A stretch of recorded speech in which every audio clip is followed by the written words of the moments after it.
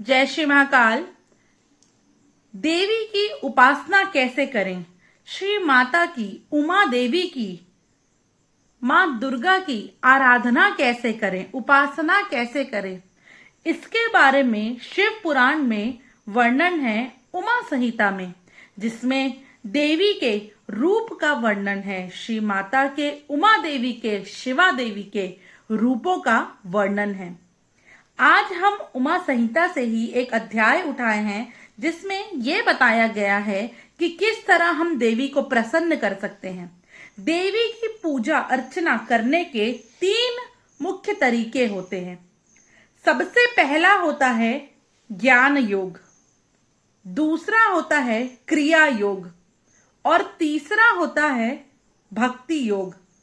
ज्ञान योग क्या है? तो जब हमारी आंखों के सामने से अज्ञानता का पर्दा हट जाता है, जब हमें ये मालूम पड़ जाता है कि आत्मा और शरीर ये 2 अलग अलग है, ये 2 अलग अलग चीजें हैं और आत्मा का कोई स्वरूप नहीं होता, कोई आकार नहीं होता, उस समय जब हमारी आत्मा का हमारे चित्त के साथ मिलन होता है, उस मिलन को ही ज्ञान योग कहा गया है।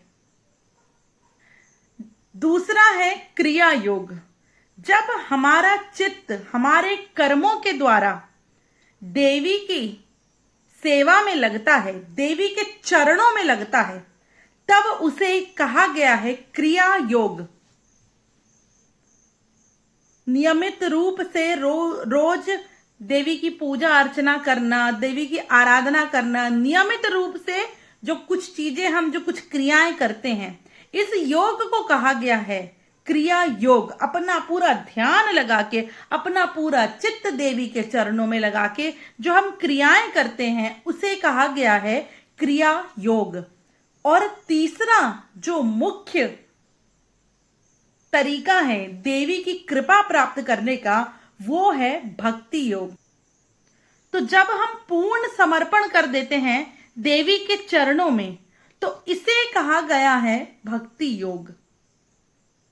और शिव पुराण की उमा संहिता में ऐसा स्पष्ट रूप से बताया गया है कि जो मनुष्य अपने जीवन में एक बार भी देवी के मंदिर बनवाता है, चाहे वो ईंट का हो, पत्थर का हो, चाहे लकड़ी का हो या मिट्टी का ही क्यों ना हो, जो व्यक्ति अपने जीवन में देवी का मंदिर निर्माण में सहायता करता है, देवी का मंदिर निर्माण करवाता है, उस व्यक्ति की 1000 पहले की पीढ़ी और उस व्यक्ति से आने वाली अगली 1000 पीढ़ी,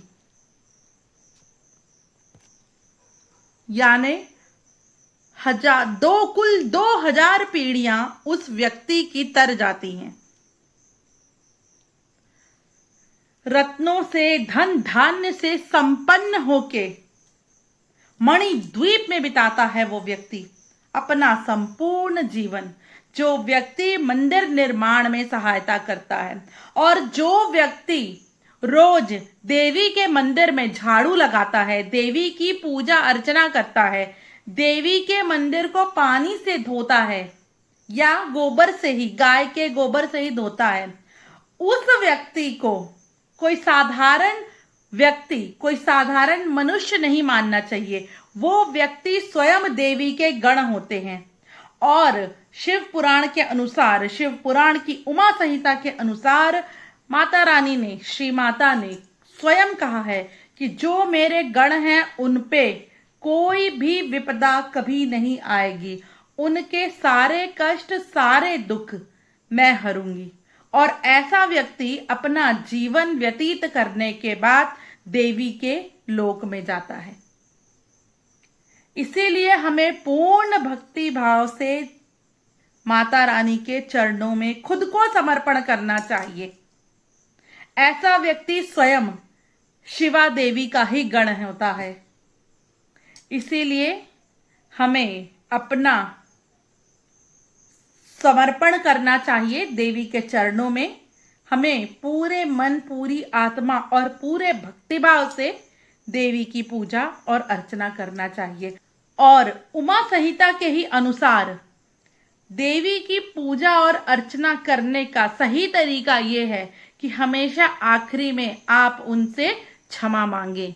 आपसे जो भी जीवन में गलतियां हुई हैं, जब से ये कल्प चालू हैं, जितने कल्पों में आपके द्वारा जो भी पाप हुए हैं, आपको क्षमा मांगनी चाहिए। और आप एक बार अगर देवी से क्षमा मांगते हैं तो आपके सारे पाप मिट जाते हैं, जन्मों जन्मों के पाप आपके मिट जाते हैं, अगर आप देवी से पूरी श्रद्धा के साथ क्षमा मांगते हैं।